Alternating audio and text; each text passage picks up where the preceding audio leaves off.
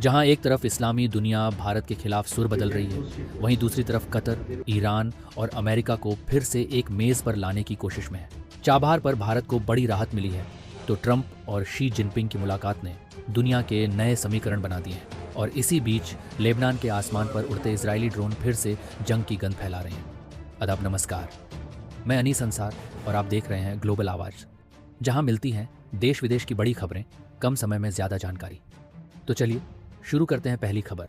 यरूशलेम से आई हैरान कर देने वाली तस्वीरें। हजारों की तादाद में अति रूढ़िवादी यहूदी सड़कों पर उतर आए हैं।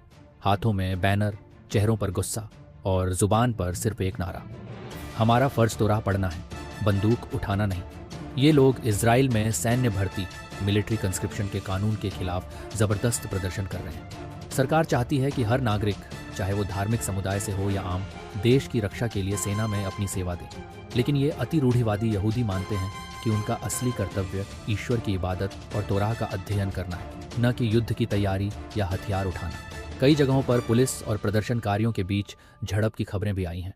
यरूशलेम की सड़कों पर घंटों तक ट्रैफिक रुका रहा और माहौल में धार्मिक नारों की गूंज सुनाई देती रही।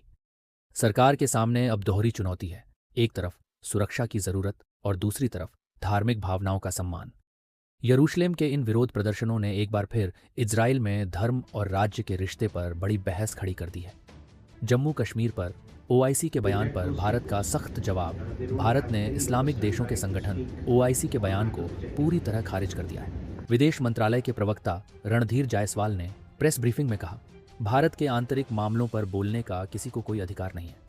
दरअसल ओआईसी ने 27 अक्टूबर को एक बयान जारी कर कहा था कि जम्मू कश्मीर पर भारत के गैरकानूनी कब्जे को 78 साल पूरे हो गए हैं और उन्होंने कश्मीरियों के आत्मनिर्णय के अधिकार के समर्थन में एकजुटता जताई थी।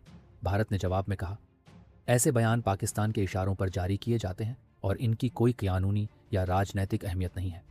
कश्मीर मुद्दे पर ओआईसी का ये बयान ऐसे समय आया है जब पाकिस्तान, तालिबान और अफगान तनाव के बीच दक्षिण एशिया का माहौल पहले से गर्म है। अगली खबर, कतर की नई पहल। ईरान और अमेरिका को फिर मेज़ पर लाने की कोशिश। कतर ने कहा है कि वह ईरान और अमेरिका को फिर से बातचीत की मेज़ पर लाने की कोशिश कर रहा है। प्रधानमंत्री मोहम्मद बिन अब्दुल रहमान अल थानी ने कहा कि हमारा मकसद दोनों देशों के बीच संचार को फिर शुरू करना है। रॉयटर्स और बीबीसी की रिपोर्ट के मुताबिक आईएएए के प्रमुख राफेल ग्रॉसी ने भी माना है कि ईरान इस समय सक्रिय रूप से यूरेनियम संवर्धन नहीं कर रहा। हालांकि कुछ संदिग्ध गतिविधियां दर्ज हुई हैं। याद रहे, साल की शुरुआत में ओमान की मध्यस्थता से ईरान अमेरिका के बीच 5 दौर की वार्ता हुई थी, जो इसराइल पर अमेरिकी हमलों के बाद टूट गई। तेहरान ने इसके जवाब में कतर स्थित अमेरिकी एयरबेस पर मिसाइलें दागीं और अब वही कतर इस जमी हुई बातचीत को पिघलाने की कोशिश कर रहा है। अगली खबर, चाबहार बंदरगाह पर भारत को बड़ी राहत। अमेरिका से मिली 6 महीने की छूट। भारत को ईरान के चाबहार पोर्ट पर लगे अमेरिकी प्रतिबंधों से 6 महीने की छूट मिली है। विदेश मंत्रालय के प्रवक्ता रणधीर जायसवाल ने पुष्टि की कि भारत को यह छूट अमेरिकी सरकार द्वारा औपचारिक रूप से दी गई है। भारत ने 13 मई 2024 को ईरान के साथ इस पोर्ट के संचालन का 10 साल का अनुबंध किया था।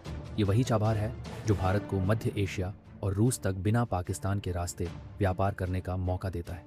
ये port international north south transport corridor INSTC की रीढ़ है, यानी वो रास्ता जो भारत को यूरोप से सीधे जोड़ सकता है। विशेषज्ञों के मुताबिक ये छूट भारत के लिए एक राजनैतिक जीत और कूटनीतिक संतुलन दोनों है। अगली खबर, ट्रंप और शी जिनपिंग की मुलाकात। चीन अमेरिका समझौते का नया अध्याय। एयरफोर्स 1 पर पत्रकारों से बातचीत में अमेरिकी राष्ट्रपति डोनाल्ड ट्रंप ने कहा है, चीन के साथ रेयर अर्थ्स के व्यापार विवाद का समाधान हो गया है। ट्रंप ने बताया कि अमेरिका अब चीन से आने वाले सामान पर लगे टैरिफ को तुरंत घटाएगा। उन्होंने कहा कि चीन अब उन केमिकल्स की सप्लाई पर अड़चन नहीं लगाएगा जो पहले फेंटेनिल से जुड़े प्रतिबंधों की वजह से रोकी गई थी। दोनों नेताओं ने यूक्रेन युद्ध पर साथ मिलकर काम करने पर भी सहमति जताई, लेकिन ताइवान का मुद्दा इस बैठक में नहीं उठा। ट्रंप ने इसे शानदार और ऐतिहासिक बैठक बताया और घोषणा की कि वे अगले साल अप्रैल में चीन का दौरा करेंगे, जिसके बाद शी जिनपिंग अमेरिका आएंगे। दुनिया के 2 सबसे ताकतवर देशों के बीच यह मुलाकात भविष्य के भू राजनीतिक समीकरणों को गहराई से प्रभावित कर सकती है। अगली खबर, लेबनान में इजरायली हमला। राष्ट्रपति ने सेना को जवाबी कार्रवाई का आदेश दिया। तेहरान टाइम्स और अल जजीरा के मुताबिक लेबनान के राष्ट्रपति जोसेफ आउन ने सेना को आदेश दिया है कि किसी भी इजरायली घुसपैठ का जवाब तुरंत और सख्ती से दिया जाए।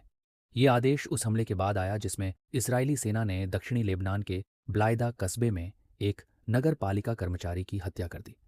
प्रधानमंत्री नवाफ सलाम ने इस हमले को लेबनान की संप्रभुता पर खुला हमला बताया है।